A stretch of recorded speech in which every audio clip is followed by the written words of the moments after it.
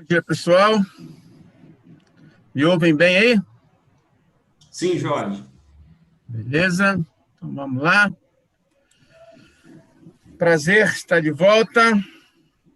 Ansioso. Começar é sempre complicado, ainda mais numa tarefa dessas que não são das mais simples e são sempre de grande responsabilidade.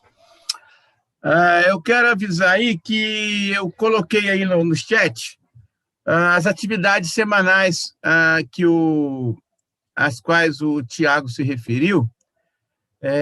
Conforme eu disse semana passada, eu sempre vou, na manhã da segunda-feira, disponibilizar para vocês essas atividades. Eu procuro dividir as leituras, né, que a gente vai trabalhar no domingo, ao longo dos 5 dias da semana, de segunda a sexta, sendo que a cada parágrafo, provavelmente, a cada pequena leitura, a gente vai ter em torno de 3, 4 perguntas para a nossa reflexão, de forma que você já vá se familiarizando com o assunto que a gente vai abordar, então, no domingo seguinte. Tá? 2 pessoas me retornaram, então eu sei que pelo menos 2 pessoas leram os textos e se debruçaram sobre a atividade semanal, e eu queria estimular vocês a fazerem o mesmo, né? Aqueles que fizeram, eu acredito que vão ganhar muito hoje, e aqueles que não fizeram, eu quero estimular vocês a fazerem isso. Não dá mais de 10 minutos cada atividade, com certeza não dá, aí vai depender muito, claro, do quanto você vai pensar em cima do assunto. Se você quiser pensar muito, vai dar até 1 hora, mas se você tiver uma breve meditação, eu acredito que com 5 a 10 minutos semanais, 5 a 10 minutos diários, você consegue chegar na sexta-feira com a tarefa cumprida, ok? Muito bem. Eu quero já posicionar vocês. Eu vou terminar a nossa lição, né? Não sei lá daqui a quantos meses, talvez uns 3 meses, no ponto em que o Luiz começou. O Luiz começou Neemias, reconstruindo os muros ali. E eu vou terminar com o decreto de Ciro autorizando o povo de Deus retornar para Jerusalém para reconstruir tudo que eles haviam perdido. Ok? Confesso que é a primeira vez que eu estudo sério o livro de Daniel. Eu posso dizer, na verdade, que eu estudo o livro de Daniel. É um livro muito complexo, é um livro que abre portas para muitos questionamentos, é um livro muito questionado ao longo da história. Há quem diga que o livro não é verdade, há quem diga que o livro é uma historinha para se adaptar a um certo momento da história do povo. Eu vou comentar mais isso mais à frente. Mas o fato é que é um livro muito precioso. E, para vocês terem uma ideia da complexidade do livro, dos livros que eu li, e eu creio que eu leio bastante, não ganho do Luiz, certamente, mas dos livros de comentários que eu já li, com certeza, Daniel é o livro que tem mais páginas com introdução. Cerca de 30% dos livros, pelo menos de um dos livros que eu uso como texto aqui, é a introdução. Ou seja, ele tem 80 páginas só de introdução, para explicar o livro, para facilitar a nossa compreensão. Mas eu vou tentar simplificar o máximo possível. Eu confesso que eu tenho um trauma de escatologia, um trauma de literatura apocalíptica, e eu explico esse trauma.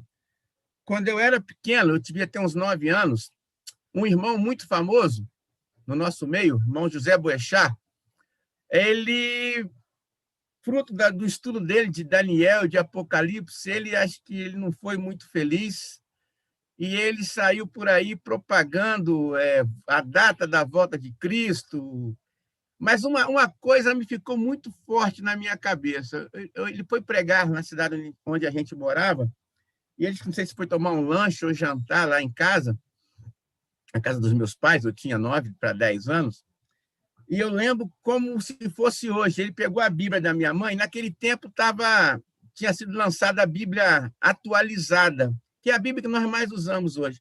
E ele mandou minha mãe jogar a Bíblia fora, que aquela Bíblia era coisa do diabo. Então, eu fiquei com trauma daquilo, eu falei, que absurdo. E eu nunca fui muito afeito às coisas da escatologia, porque muita gente na cidade daquele irmão parou de estudar, venderam negócio, e, como a gente sabe, ele estava totalmente perdido, coitado.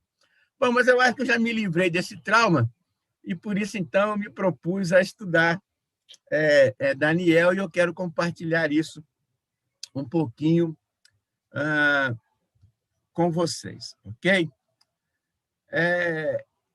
Eu vou projetar aqui alguma coisa. A nossa aula de hoje, ela talvez, para quem não está muito acostumado, ela seja um pouco maçante. Ela vai ter um pouco muito de história, muito de data, mas eu acho que a gente precisa se posicionar historicamente também nos fatos. Está projetado aí para você já? O primeiro slide? Acho que sim, né? Alguém me dá um retorno aí. Oi? Estão me ouvindo? Sim, Jorge, está ok, está sendo transmitido, está perfeito. Ok, obrigado. Então tá. Se a gente for escolher aí um tema para nosso período de estudos, eu vou chamá-lo de Deus no Controle, né? Um estudo no livro de Daniel, e eu vou chamar de Deus no Controle. Eu confesso que eu também não gosto muito dessa expressão, porque virou uma frase tão vazia, tão sem sentido, na boca de tanta gente, tudo hoje. Deus no controle, Deus está no controle, Deus está no controle. Mas, de fato, lendo Daniel, eu entendi que essa frase não poderia ser outra aqui. Embora muita gente ainda continue usando essa expressão sem realmente saber o que é Deus no controle. Mas que nós saiamos ao final desse nosso estudo, daqui a alguns meses, certos e cada vez mais convictos de que Deus, de fato, está no controle. E vamos ver o que a gente aprende em Daniel no que diz respeito a isso.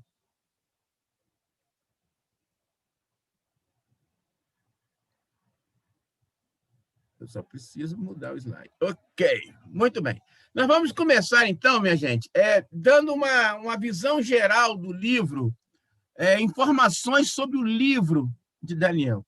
O livro de Daniel, como eu já disse, é um livro muito questionado. Na hora dele entrar na relação dos livros que compõem a Bíblia, ou seja, no cânon, houve muita controvérsia se ele deveria estar ali ou não, por algumas diferenças, por algumas características que ele apresenta.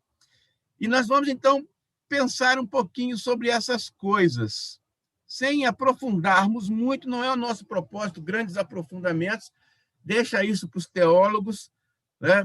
Nós vamos tentar colocar a coisa num nível bem compreensível, para que, de fato, a gente possa aprender alguma coisa de concreta ao longo desse nosso tempo. Informações sobre o livro, então.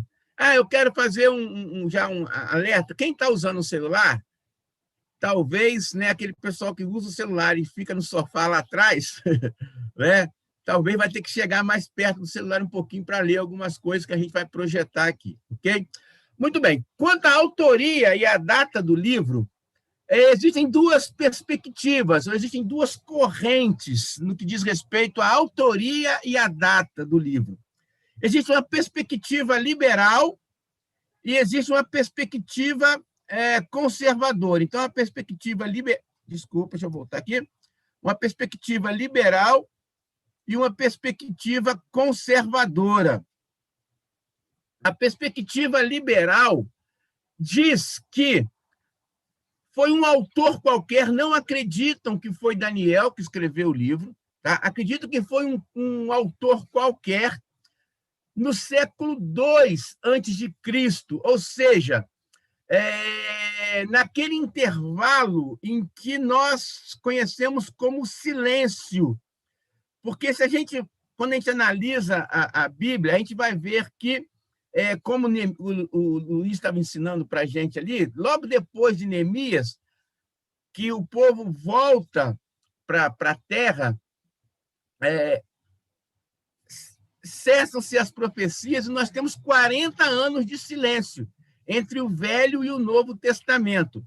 Então, são 4 séculos, o século 4, 3, 2 e 1 antes de Cristo.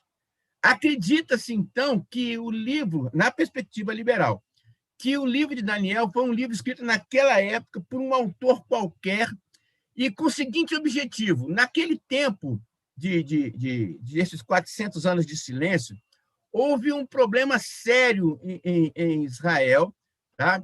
Que nós conhecemos como a Revolta dos Macabeus. Inclusive, existe um livro na Bíblia Católica, um livro que nós chamamos de livro apócrifo, que é Primeiro Macabeus e Segundo Macabeus. Esse livro relata todo aquele conflito que houve naquele tempo e foi um período de grande sofrimento. Existia um homem, Antíoco Epifânio, que imprimiu grande sofrimento ao povo judeu. E então, acredita-se, os liberais defendem que este livro de Daniel foi escrito para estimular os judeus a viverem naquela situação de conflito, elevar o moral deles para aquele momento de crise. Então, eles acreditam que eram histórias fictícias, perspectiva liberal. Porém, nós defendemos e cremos na perspectiva conservadora. Essa perspectiva conservadora diz que o livro foi escrito por Daniel, o profeta Daniel, no século 6 antes de Cristo. Ok? Então, lá entre os anos 600 e 500 antes de Cristo. Essa é a perspectiva conservadora, essa é a perspectiva na qual nós cremos e sobre a qual nós vamos trabalhar ao longo do estudo desse livro. Lembrando que essa perspectiva conservadora ela vai depender muito disso aí do que Carson diz aí. Nenhum intérprete do livro de Daniel pode escapar do desafio de se confiar em Deus e num Deus que pode deter o fogo, no caso da fornalha, nós vamos ver, fechar a boca dos leões, como no caso dos jovens que foram jogados nas covas dos leões, Daniel, ou ainda num Deus que é capaz de ressuscitar mortos. Então, vai muito depender do que nós cremos realmente ser a Bíblia. Quanto à estrutura do livro, nós vamos ver que o livro ele está dividido em 2 seções bem típicas: as seções histórica e a seção biográfica. O que seria a seção histórica? A seção histórica é a parte em que nós vamos ver e ouvir histórias a respeito de Daniel e toda a situação que ele viveu, ele e seus amigos viveram, sobre como Nabucodonosor estava agindo. Então, dos capítulos 1 a 6, existe uma parte de história. Depois, dos capítulos 7 a 12, existe uma seção que nós chamamos de seção apocalíptica, que é a parte mais complexa, a parte mais complicada do livro. Conversando com Neemias aí agora, semana passada, ele falou: interessante, eu nunca vi um estudo completo sobre o livro de Daniel. A gente ouve normalmente ou do capítulo 1 a 6, ou só do capítulo 7 a 12. A nossa proposta aqui, então, é estudarmos o livro todo, e eu vou fazer isso na forma cronológica, porque tem coisa que acontece no capítulos de 1 a 6, que, na verdade, na cronologia, elas aconteceram já no contexto do final do livro. Então, vocês vão perceber que nós não vamos estudar capítulo 1, 2, 3, 4, 5, 6, 7, 8, 9, 10, 11, 12, nessa sequência. Nós vamos estudar na sequência que os fatos aconteceram, tá? Mas lembrando, o livro é dividido nessas duas seções, histórica e apocalíptica. Mas também na estrutura do livro, nós vamos encontrar duas línguas. Ele foi escrito em duas línguas. Ele foi escrito uma parte em hebraico e uma parte em aramaico. A parte em hebraico foi o capítulo 1 até o capítulo 2, versículo 4. No capítulo 2, versículo 4, vai passar para ser escrito em aramaico e vai até o capítulo 7, versículo 28. E depois retorna à língua hebraica do capítulo 8 até o final do livro, ok? E isso também gera uma série de teorias quanto à origem do livro, à composição do livro, o tempo do livro e até mesmo a veracidade do livro, coisa que nós não vamos questionar, certo? Porque nós cremos na inerrância da Bíblia, nós cremos na fidelidade da Bíblia como palavra de Deus, e embora haja essas teorias, se você se propor a ler as introduções, os comentários sobre as características do livro de Daniel, você vai perceber que há, por outro lado, também, inclusive cientificamente, arqueologicamente, dados suficientes para nós confrontarmos a perspectiva liberal e apoiarmos, então, a perspectiva conservadora. Ok? Eu quero deixar um espaço aqui. Caso alguém, vou pedir ao Tiago para deixar de forma que cada um possa acessar o seu microfone, porque se alguém quiser interromper e fazer alguma pergunta, por favor, pode interromper e fazer, ok? Não sei se eu estou pronto para responder todas as perguntas, não, mas eu queria deixar vocês à vontade para perguntarem. Tá certo? Perguntem audivelmente e o pessoal que está no YouTube pode perguntar via chat. Eu só não tenho como responder agora, porque eu estou aqui no Zoom, não tem como ficar olhando lá no YouTube, embora ele esteja ligado aqui do meu lado. Aqui. Muito bem, prossigamos. Tipo de literatura. Aqui vem uma característica interessante. O livro de Daniel é um livro histórico ou é um livro profético? O que vocês acham? O livro de Daniel é um livro histórico ou é um livro profético? Muito bem. Ele é histórico e é profético. Ele é histórico e ele é profético. Conforme a gente já viu, toda a primeira parte, do capítulos 1 a 6, nós temos história. Do capítulo 7 ao 12, nós temos profecias. Mas aí surge uma questão. O estilo profético de Daniel é totalmente diferente de tudo que se conhecia em termos de profecias até então. Nós não vemos, por exemplo, em Daniel, a famosa frase que a gente vê em Isaías, em Jeremias, em Amós, que é a seguinte: veio a palavra do Senhor ao profeta tal, veio a palavra do Senhor ao profeta Jonas, passa em Nínive, veio a profeta do Senhor a Amós e diz, veio a palavra do Senhor a Isaías e diz. Nós não encontramos isso em Daniel. Então, muitos questionam, mas que profeta é esse que não fala o que ouviu de Deus? Mas, por outro lado,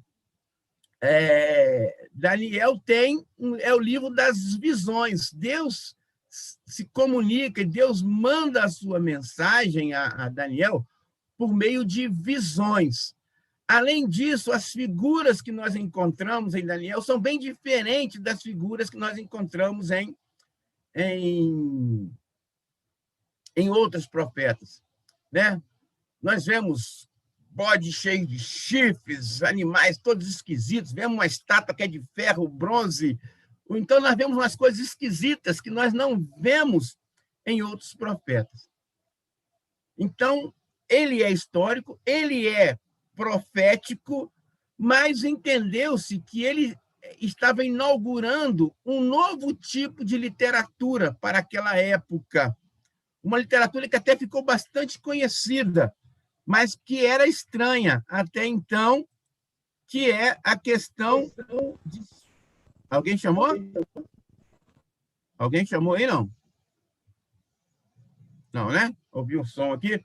Nós chamamos de literatura apocalíptica. Nós diríamos que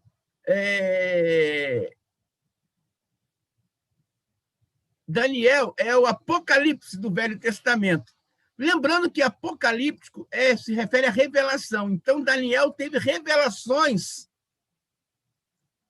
de uma maneira diferente de que outros tiveram, assim como também teve João lá no Apocalipse. Então, por isso que a literatura de Daniel ela se caracteriza como uma leitura apocalíptica.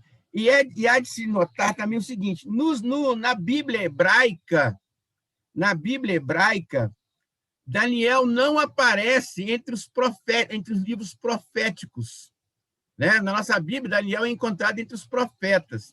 Não. A Bíblia hebraica ela tem uma divisão um pouco diferente, e Daniel se encontra na parte que nós chamamos de os escritos.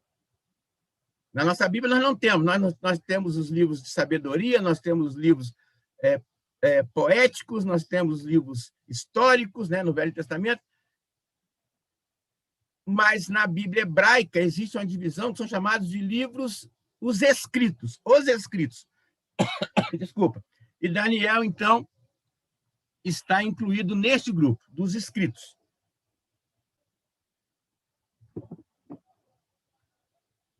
Prossigamos. A mensagem de Daniel. Qual é a mensagem do livro de Daniel? Então, de tudo aquilo que eu falei, talvez o mais importante até agora seja isso aqui. A mensagem do livro de Daniel é a seguinte: este mundo é para nós, o povo de Deus, como Israel era o povo de Deus e é ainda, este mundo é para nós uma terra estranha. Daniel viveu numa terra estranha. O povo judeu foi cativo na Babilônia, ele viveu numa terra estranha. E esta é uma ideia que sempre tem que estar na nossa cabeça. Assim como Daniel, seus amigos e todo o povo que foi exilado viveu na Babilônia, uma terra estranha, nós hoje continuamos sendo o povo de Deus e também vivemos neste mundo, nesta Babilônia, que é uma terra estranha. Então, este mundo é para nós, povo de Deus, uma terra estranha. Estamos cercados dos inimigos, mas ainda assim é possível glorificar a Deus. Então, preste atenção. Essa é a mensagem que nós vamos procurar em Daniel o tempo todo. Apesar de vivermos na Babilônia, apesar de vivermos numa terra estranha, nós cantamos, quais peregrinos, quais forasteiros, nós queremos pelo mundo viajar, ou seja, nós queremos viver. Na verdade, nós todos vivemos na Babilônia. Eu fiz uma pergunta semana passada, não sei quem parou para pensar nela, se o cristão deve viver na Babilônia. Eu quero ouvir essa resposta de vocês ainda. O cristão deve viver na Babilônia? O que você acha? E uma segunda pergunta. A Babilônia é lugar de bênção ou de maldição? Eu quero ouvir de vocês essa resposta, uma hora. Vocês podem colocar aí no chat o que vocês acham, pode mandar mensagenzinhas para mim, ou a gente pode conversar isso quando acabar a lição aqui. Babilônia é bênção ou maldição? E o crente deve viver na Babilônia? Mas a mensagem de Daniel é, mesmo cercado de inimigos, mesmo vivendo numa terra estranha, ainda assim é possível glorificar a Deus. A vida aqui deve ser vivida em consagração que nos leve a um conhecimento cada vez maior da pessoa de Deus, e tal conhecimento nos permitirá ver que tudo está em suas mãos. Tudo está nas mãos de Deus. Deus está no controle. Deus esteve no controle. Deus sempre estará no controle de tudo. Podemos confiar, podemos resistir à pressão, sabendo que compartilharemos do reino de Deus. Vamos lembrar que nós, quando cremos, fomos tirados do império das trevas e fomos transportados para o reino de Deus. Então, embora possamos viver na Babilônia, numa terra estranha, nós somos do reino de Deus, desde que cremos, embora vivendo na Babilônia. Por isso, nós podemos confiar, nós podemos resistir às pressões da Babilônia, sabendo que nós já somos parte do reino de Deus e compartilharemos para sempre desse reino. Esta, então, é a mensagem de Daniel. Alguma pergunta até aqui? Se alguém quiser fazer alguma pergunta, eu vou abrir aqui a minha tela aqui para ver vocês aí, pelo menos vocês que estão aqui no Zoom. Alguém quer fazer alguma pergunta? Já estou com a tela aberta. Se alguém quiser fazer alguma pergunta, abre a tela, abre o microfone. Muito bem. Ou não entenderam nada, ou entenderam tudo. Ok. Nenhuma pergunta. Oh, alguém abriu aqui? Não. Então, voltemos. Ok. Volto lá. Bom, dada essa introdução, nós vamos agora entrar um pouquinho na parte histórica, ok? Para vocês entenderem em que situação nós estamos no livro. Quem acompanhou aí as atividades semanais, viu que nós começamos falando do que aconteceu com o povo de Israel logo depois do reinado de Salomão.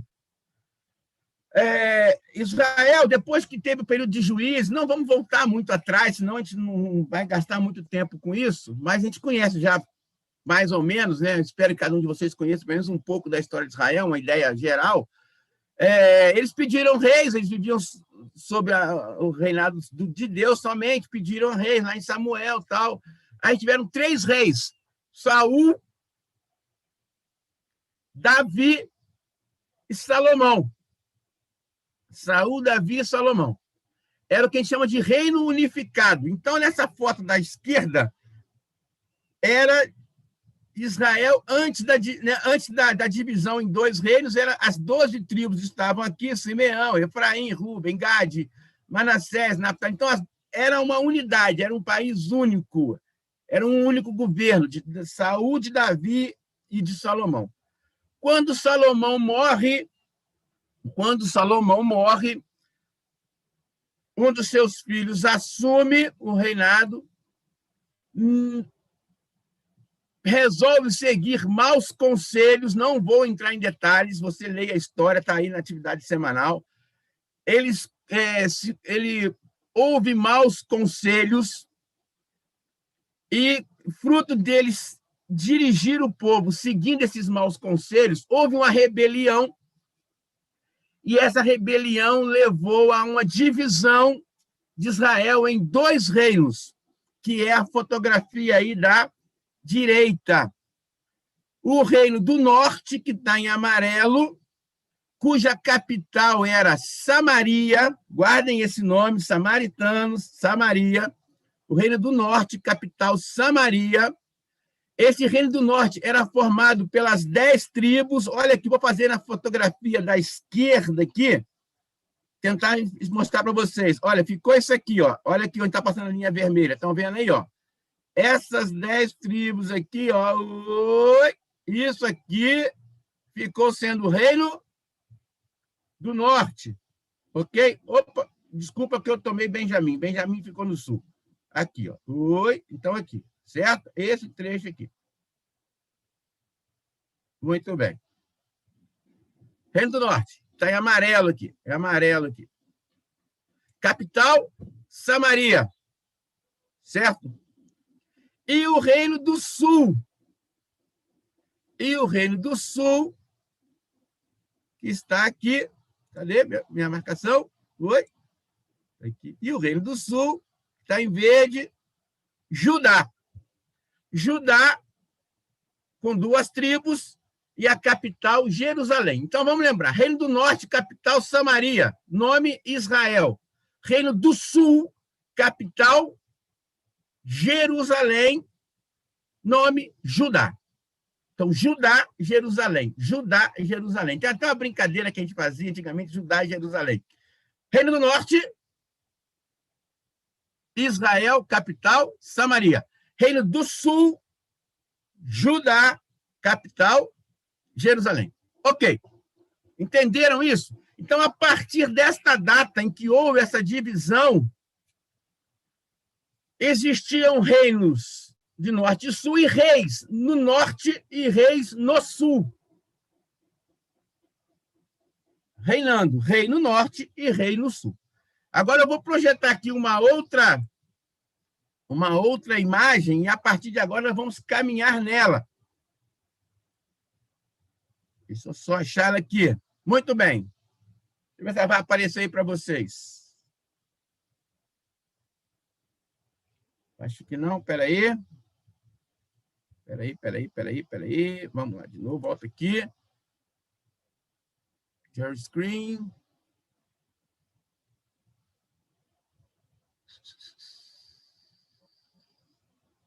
Deixa eu ver. Apareceu aí? Sim, Jorge, apareceu. Okay. Muito bem. Então, a partir de agora, é essa tela aqui. Então, olha só.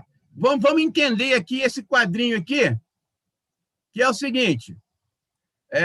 Na coluna da esquerda, eu vou colocar os eventos que aconteceram, alguns eventos que aconteceram. Na segunda coluna, vocês vão encontrar as referências bíblicas para aquele acontecimento. A coluna do meio é o ano em que aconteceu, lembrando que o ano aqui é sempre antes de Cristo, 945 antes de Cristo.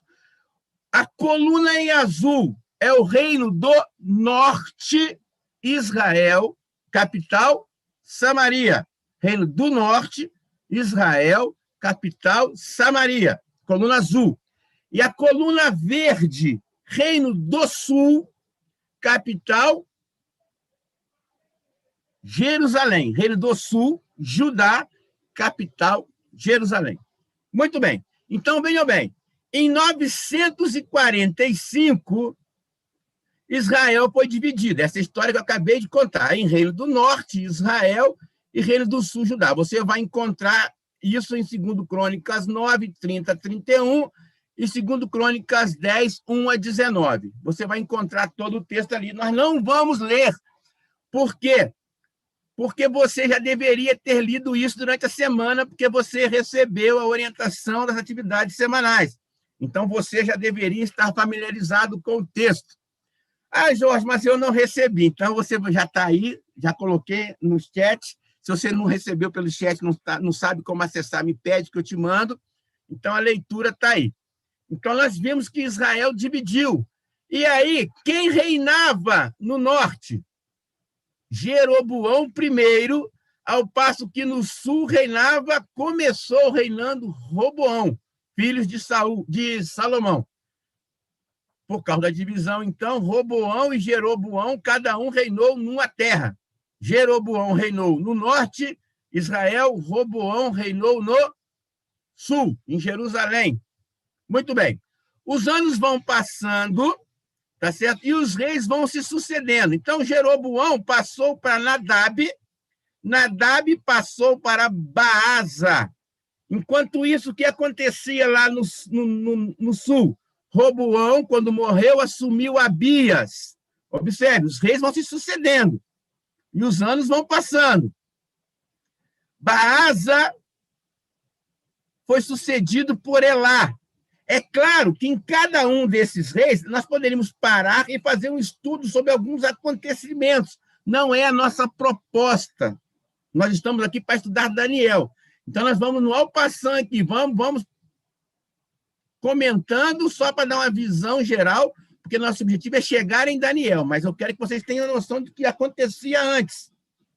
E os reinos se sucedem. Agora, observe aí que Asa sucede a Abias. Asa sucede a Abias. Aonde? Em Jerusalém, em Judá. Agora, observa aí, Asa está em azul. E aí eu quero que você observe um detalhe. Se o nome do rei eu coloquei em vermelho, é porque o rei era mau. Quando o rei é mau, a Bíblia fala, e fulano era mau e não andou nos caminhos do Senhor, não fez o que era reto aos olhos do Senhor, como fez Mané, seu pai. E você vai perceber que todos os reis de Israel foram reis maus. Todos os reis aqui estão em vermelho. Ó. Todos os reis de Israel estão em vermelho. Ao passo que já em Judá existem reis maus, como foi Abias, e existem reis bons, como foi Asa. Então, só para você se orientar, quando você vê o nome do rei em azul, é um rei bom. Quando você vê o nome do rei em vermelho, é um rei mau. De novo, Israel só teve maus reis, reis que não andaram no caminho do Senhor. Já em Judá houve uma sucessão entre reis maus e reis bons. Asa, depois de Roboão, foi o primeiro rei bom de Judá. E o tempo passa, o tempo voa, e a poupança Bamerindos naquele tempo ainda não existia. O tempo continua, Zinri reinou no norte, Inri, Tibni, depois Acabe. O famoso rei Acabe, em vermelho, um péssimo rei, talvez um dos piores reis, como também foram outros mais para frente. Mas foi em Acabe, por exemplo, que começa a história de Eliseu. Elias e Eliseu aparecem aqui, os profetas. O primeiro profeta citado ali nessa sequência histórica seria Eliseu.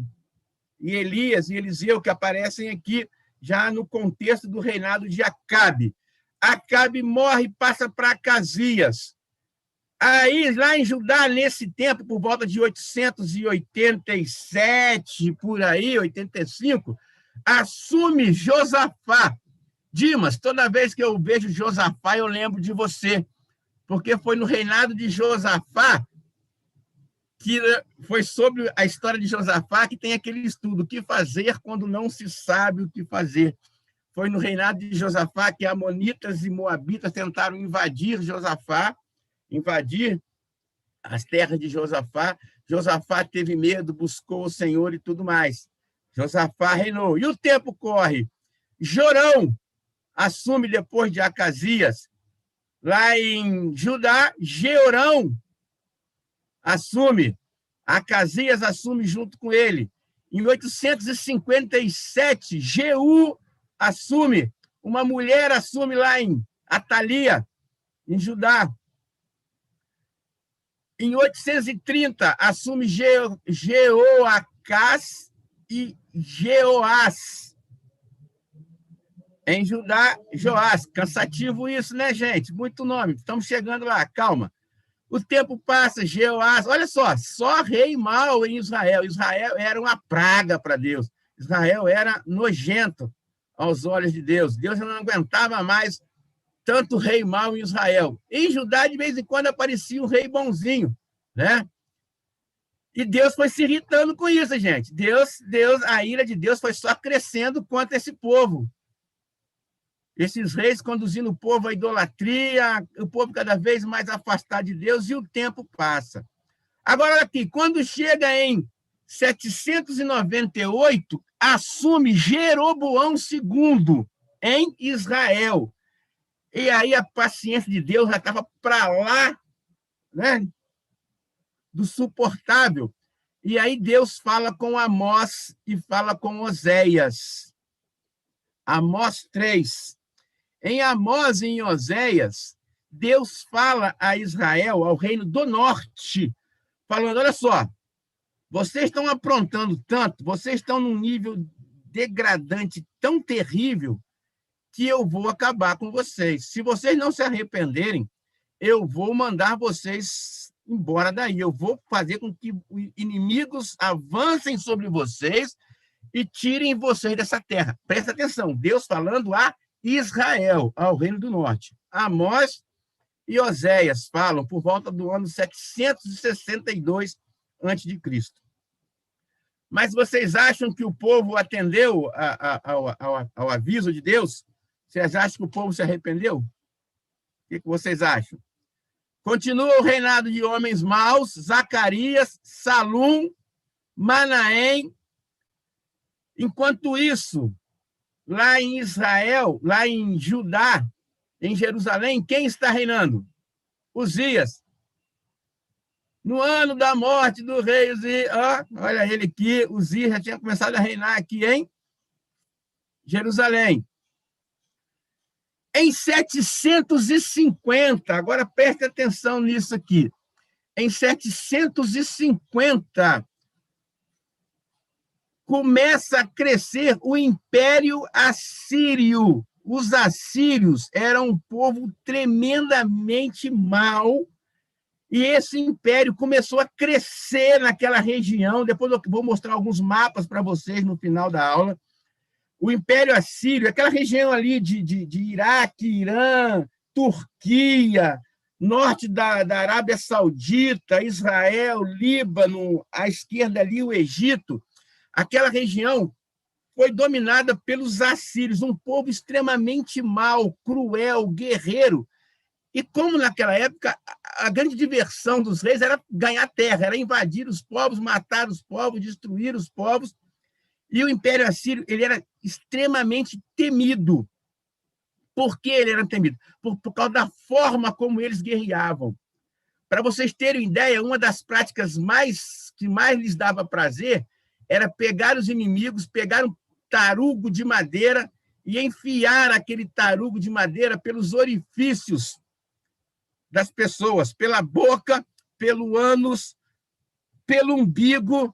Era a forma como eles faziam com os prisioneiros. E eles sempre, cada vez mais poderosos, começaram a tomar toda aquela região. Então, em 750, o Império Assírio começa a crescer e se destacar. E é esse Império Assírio, com o rei Assurbanipal, que Deus vai usar para castigar o Reino do Norte, para tomar o Reino do Norte, para exercer o seu juízo sobre o Reino do Norte, que ele havia alertado com Isaías, havia alertado com Amós, havia alertado com Oséias, mas eles não se arrependiam, eles não voltavam para Deus. E o tempo passa, depois de Pecaías, aí o Império Assírio já está dominando a região, vem o rei Peca, e quando chega no reinado de Oséias,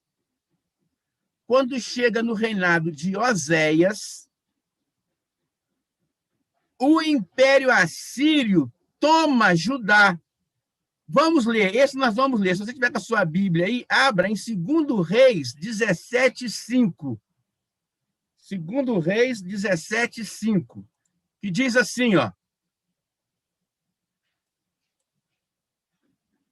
o rei da Assíria ocupou todo o território de Israel e durante 3 anos cercou a cidade de Samaria. O rei da Síria ocupou todo o território de Israel, o Reino do Norte, e durante 3 anos cercou a cidade de Samaria. No capítulo 18, versículo 9, está escrito assim: no 4º ano do reinado de Ezequias e 7º ano do reinado de Oséias, então era Oséias que estava reinando no norte, Ezequias estava reinando no sul. Deixa eu mexer meu quadro aqui para vocês verem isso, ó. Ezequias começa a reinar, tá? Ezequias começa a reinar, e aí então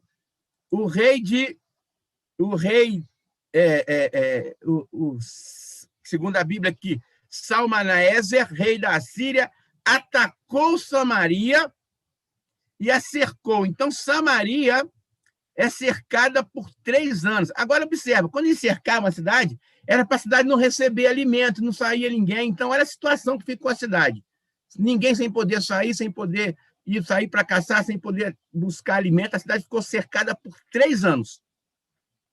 E durante esses 3 anos, Judá, o reino do sul, ainda não estava tomada, não foi tomada pelos assírios, mas ela tinha que pagar impostos ao rei da Síria, um certo tipo de jugo. Ainda não era exílio. Muito bem. Continuemos a nossa história aqui.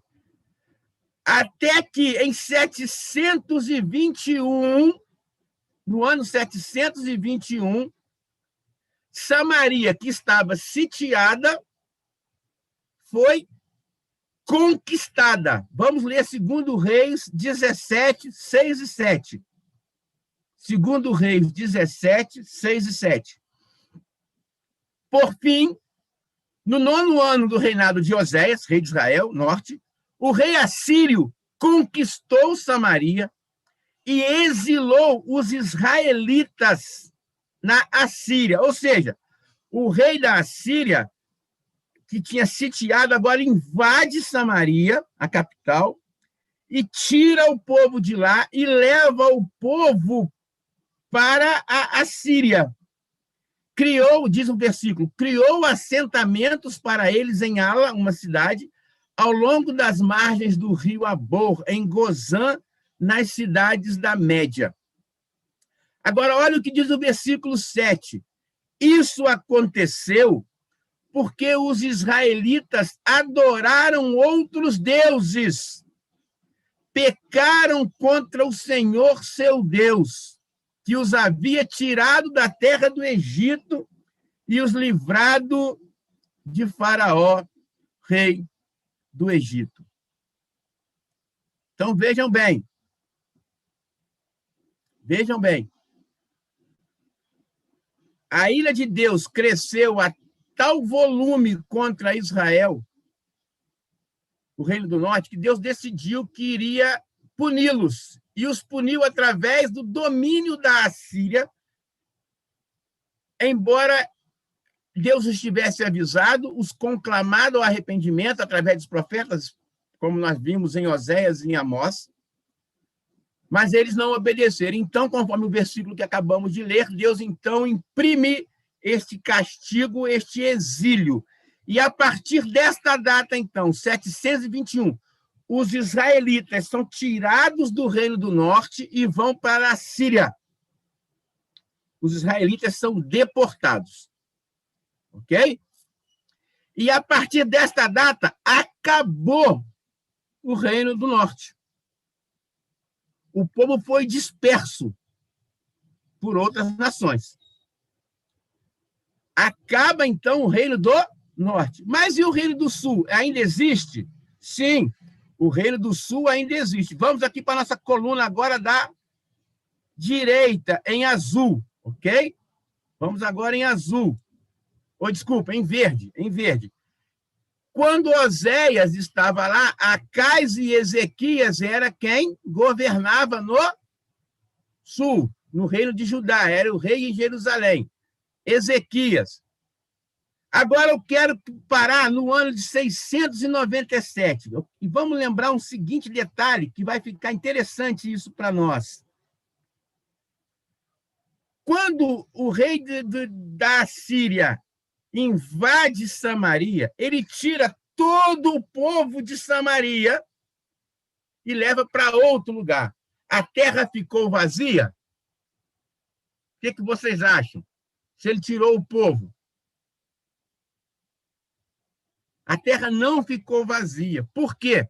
Porque qual foi a estratégia do rei da Síria? Ele pegou outros povos e levou para morar em Samaria. Vamos ler 2 Reis 17, 24. 2 Reis 17, 24.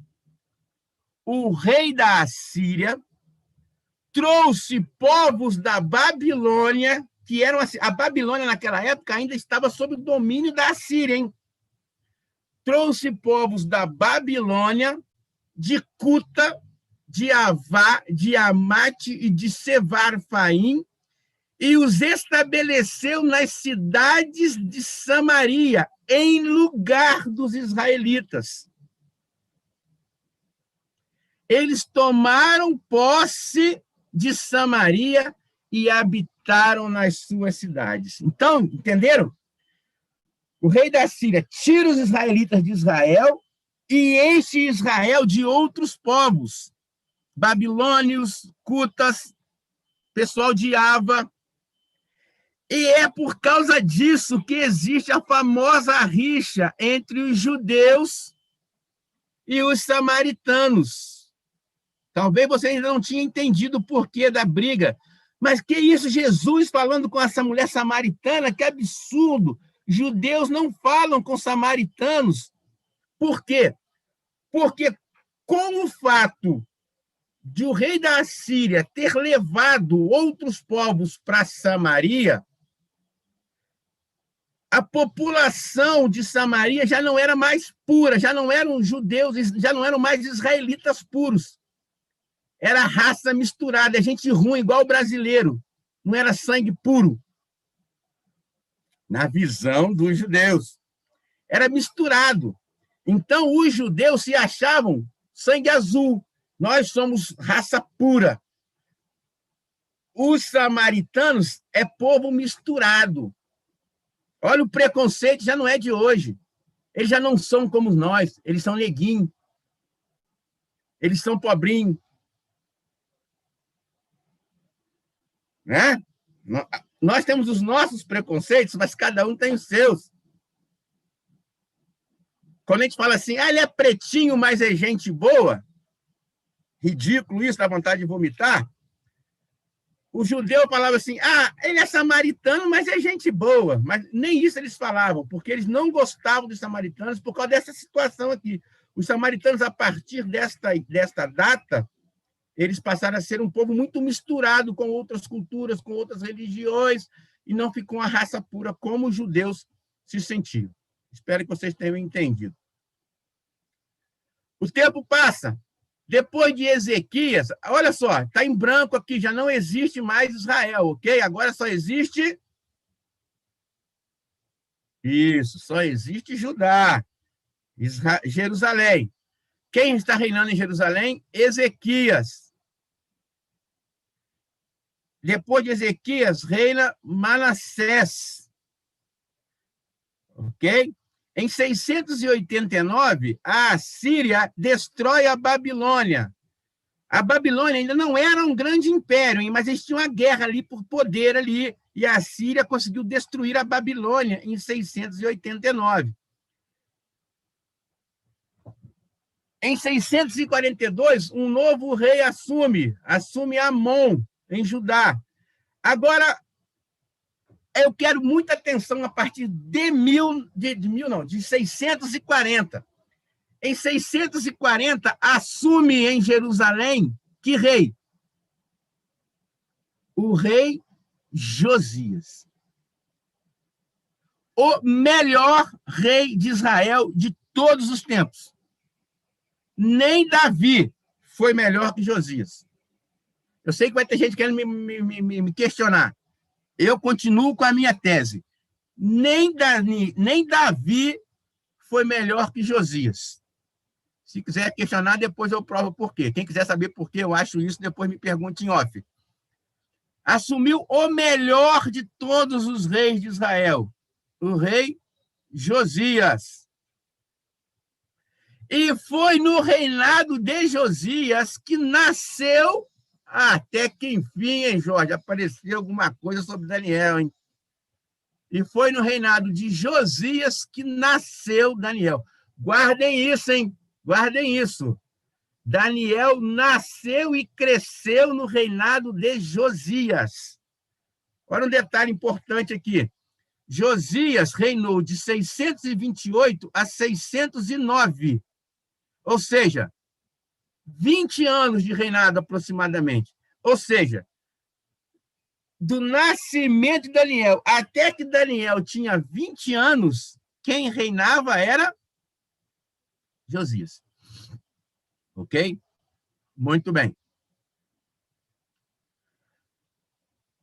Também no reinado de Josias, começa Jeremias a profetizar.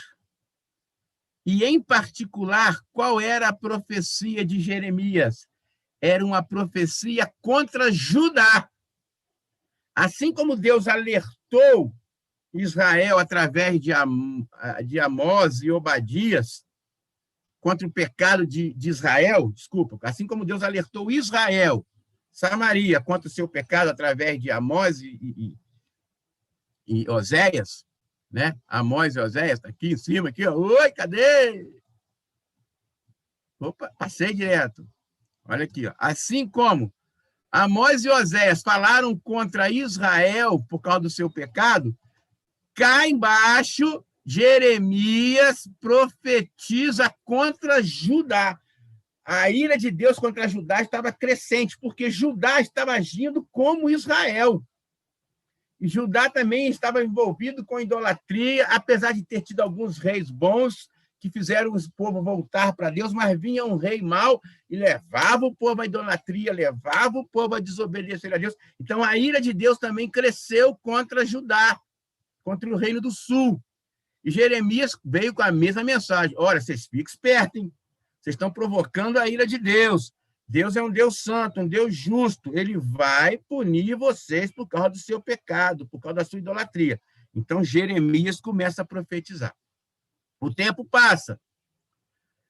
Nesse tempo, a guerra lá em cima, no norte, entre Babilônia e Assíria, começa a se agravar. Babilônia se torna independente da Assíria. Olha só, começou a aparecer o reino da Babilônia agora, hein? Babilônia era colônia, vamos assim dizer, da Assíria. Mas Nabopossolar, que é o pai de Nabucodonosor, consegue fazer um levante, se rebela e consegue a independência da Babilônia. E aí começa a crescer o Império Babilônico. Em 612, vocês vão lembrar de Jonas.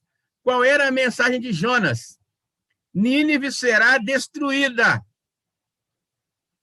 O cumprimento da profecia de Jonas acontece em 612, quando, em função da ascensão do Império Babilônico, eles conseguem invadir Nínive e destruir Nínive. Olha o Império Babilônico crescendo, hein? Vai começar a cair o Império Assírio e vai começar a subir o Império Babilônico. Então, se dá o início do Império Babilônico quando Nínive é destruída. Nínive era a capital da Assíria. Em 609, o rei Josias, o excelente rei, repito, o melhor dos reis de Israel, morre. Por quê? Numa batalha, tem até filme sobre essa batalha, a Batalha de Megido. O que aconteceu? O rei do Egito, que é o faraó Neco, foi tentar guerrear lá no norte, na Síria. Josias resolveu comprar uma briga que não era dele. Resolveu peitar o faraó Neco, quando o faraó Neco passou pelo terreno dele. É interessante você ler esse texto aqui, de 2 Reis 23. O faraó Neco falou: Josias, não se mete comigo, cara.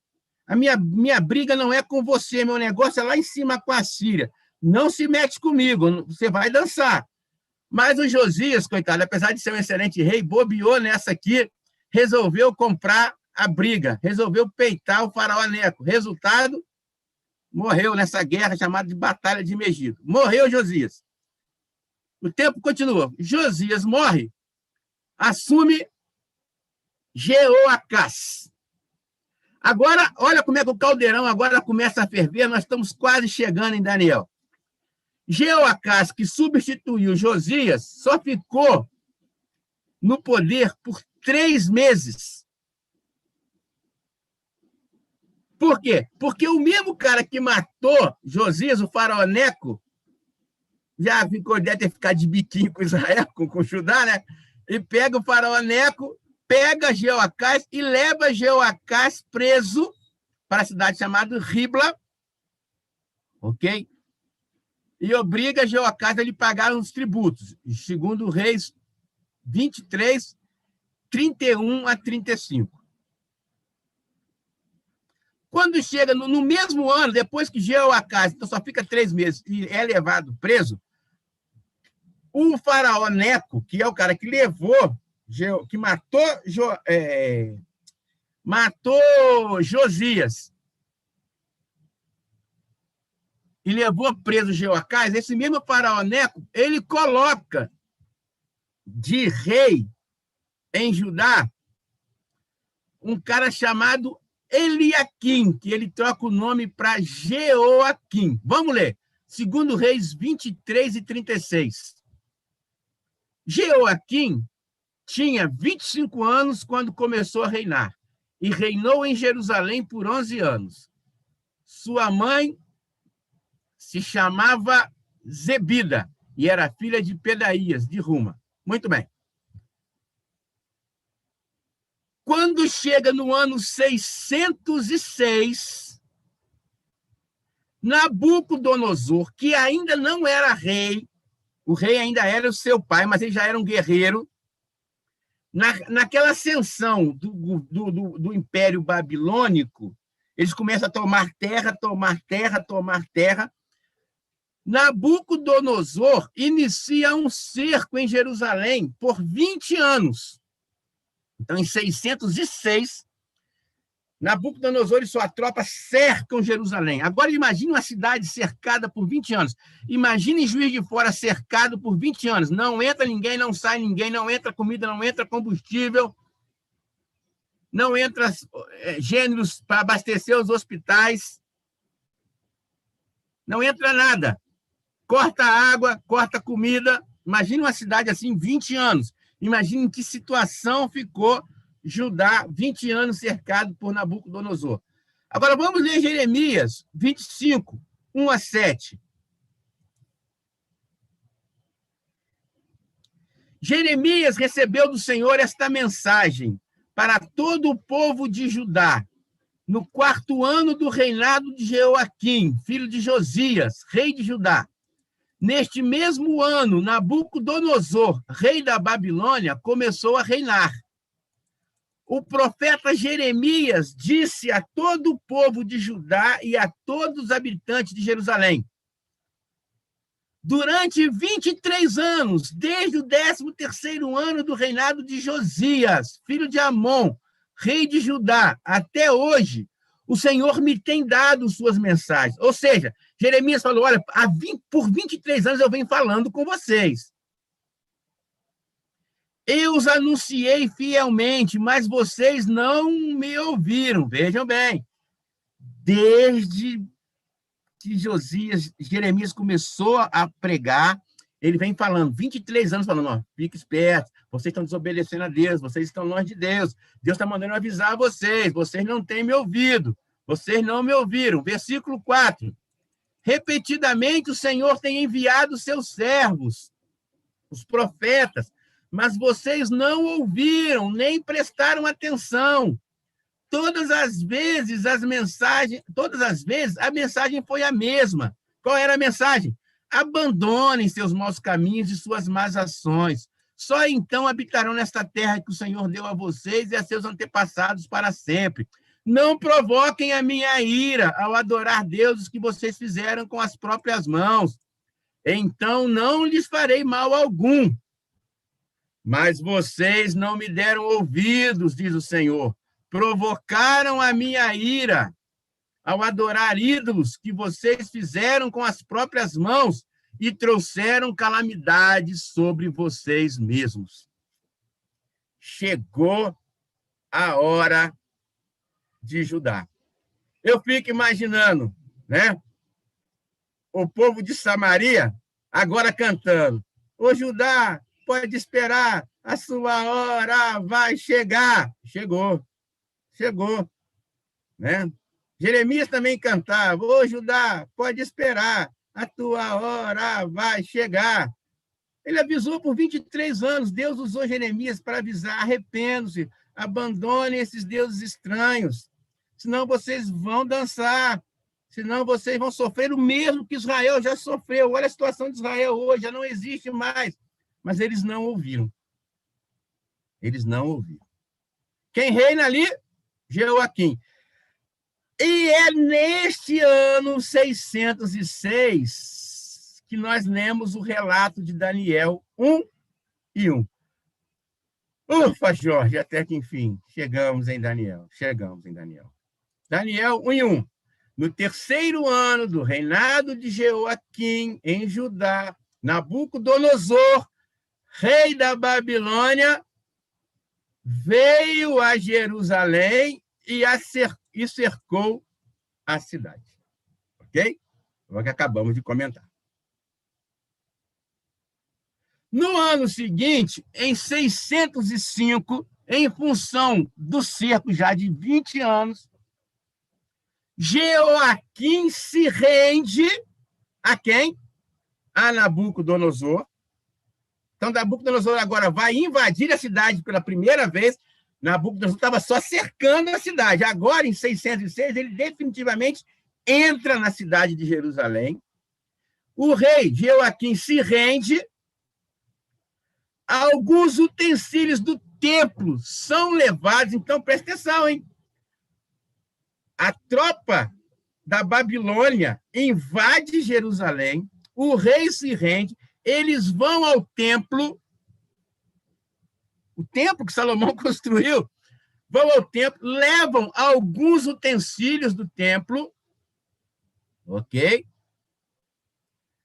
E também levam alguns israelitas da nobreza. Só levaram os nobres, o pessoal pós-doutor, o pessoal com mestrado, com pós-doutorado, os grandes engenheiros, os grandes professores, né? Só levou a nata, né?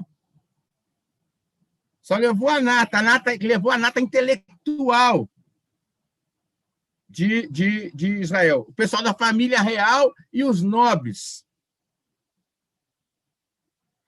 Isso nós lemos em Daniel 1, 2 e 3. Vamos lá?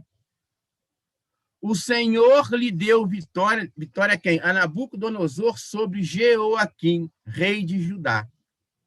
E permitiu que ele levasse para a terra da Babilônia alguns dos utensílios sagrados do templo de Deus. Nabucodonosor os colocou na casa do tesouro do seu Deus e ordenou que Aspenaz, o chefe dos seus oficiais, trouxesse ao palácio alguns dos jovens israelitas da família real e de outras famílias da nobreza. Eu já comentei que ele levou só a nata, mas agora eu quero fazer um comentário caminhando para o final. Quando Nabucodonosor invade o templo e leva os utensílios do templo de Deus, o que ele faz com esses utensílios? Segundo o versículo que nós lemos, Nabucodonosor colocou esses utensílios na casa do tesouro do seu Deus. Gente, isso é muito forte. Isso é muito forte. As coisas sagradas que eram usadas na adoração a Deus no templo em Jerusalém, agora serviam como troféu na sala de troféus de Marduk, o deus de Nabucodonosor. Essa era uma prática muito comum naquele tempo. Era como se ele chegasse para Marduk. Oh, meu Deus, Marduk, trouxe para você aqui um troféu. Consegui invadir o templo do Deus de Israel e como você, Deus Marduk, é muito melhor do que o Deus de Israel, trouxe para você um troféu, uma coisa que era usada por eles para adorar o Deus deles, que é muito mais fraco que você, Marduk. Está aqui, ó, vou colocar aqui um lugar de destaque. Irmãos, que ponto de descida chegou o povo? Vocês sabiam que isso pode acontecer conosco? Sabe essa bandeja que a gente usa para servir o cálice da ceia? Vocês imaginaram que um dia ela poderia estar numa esquina com frango, galinha preta, vela, fita vermelha, apoiando isso tudo numa esquina, servindo num despacho de macumba? Vocês já pensaram que esse salão que a gente usa pode, quem sabe, um dia ser ocupado para ser um templo de espírito, essa toalha branca que a gente tanto gosta, aí que forra a nossa mesa, pode ser a toalha branca que forra uma mesa onde um pai de santo ou um guia espírita vai fazer as suas oferendas ao Deus dele? É possível a nós também. Infelizmente, se nós incorrermos no mesmo abandono de Deus que aquele povo aconteceu. Então, nós chegamos em Daniel 1, 2 e 3, onde Daniel, então, é levado junto com seus amigos para a Babilônia, porque ele era um desses nobres. Ok? Nesse mesmo ano de 605, morre Nabucodonosor, Nabucodonosor assume o reinado. Existe uma batalha entre a Babilônia e o Egito, chamada de Batalha de Carquemes, e aí, definitivamente, o governo e o Império Babilônico se estabelece. Então, nós chegamos aqui. Judá tomada, assim como foi tomado Israel, e começa a deportação. Aqui foram poucos. Na próxima lição, nós vamos ver que 10 mil homens foram levados numa segunda deportação. Mas é aqui que começa o livro de Daniel. O livro de Daniel começa quando, no fundo do poço da sua relação com Deus, Judá é invadido, é tomada pelas tropas de Nabucodonosor, e Nabucodonosor leva Daniel e mais alguns para a Babilônia. E lá na Babilônia começa toda a história que nós vamos continuar no domingo que vem. Muito bem. Cansaram? Cansaram muito ou cansaram um pouco? Mais 5 minutinhos só, que eu quero mostrar só mais uma coisa para vocês. Não, vai ficar para domingo que vem, já são 15 para meio-dia. Vai ficar para domingo que vem que eu ia mostrar, ok? Era isso para hoje, espero que vocês tenham entendido pelo menos alguma coisa. Se não entenderam, podem perguntar. Falou, Cecília, que bom que hoje assisti pelo computador. Ótimos slides. Deus abençoe. Obrigado, Cecília. Pode fazer pergunta também. A Cecília escreveu aqui no chat. Tiago, obrigado. Ô, Jorge. Fala. Ô, Jorge, posso falar? Só uma coisa, é que quando você citou ali Nínive, né, você fala que houve cumprimento da profecia de Jonas. Não seria o cumprimento da profecia de Naum? Porque a profecia de Jonas foi muito tempo antes, e, na verdade, na época de Jonas, houve arrependimento e Deus não destruiu Nínive naquela época, né? Essa é uma controvérsia, porque acredito que a destruição ali seria definitiva, ok? Deus já tinha prometido que ia destruir Nínive, e Deus não volta atrás. Em função do arrependimento, Deus não destruiu, mas a destruição já estava prometida e ela tinha que acontecer um dia. Ela aconteceu ali nesse fato que eu comentei. Essa é a minha interpretação. Mas a mensagem de Jonas é ainda 40 dias, e Nínive será destruída. E não aconteceu em 40 dias, né? Sim. Aquilo que Jonas pregou, né, sim, não... mas existe esse entendimento e eu gosto mais desse segundo entendimento, que diz que, em função do arrependimento, Deus não destruiu dentro dos 40 dias, mas como Deus já tinha determinado que destruiria a Babilônia, a Nínive foi destruída lá nesse tempo aí que eu mostrei. Mas há controvérsias, pode contra-argumentar, sem problema nenhum. Assim, seria o mesmo caso que Ezequias, né? Que Deus, por causa do arrependimento de Ezequias voltou atrás. Os seus dias vai ser depois. É isso? Uhum. Mas dá para ter essa argumentação, sim. Mais alguém?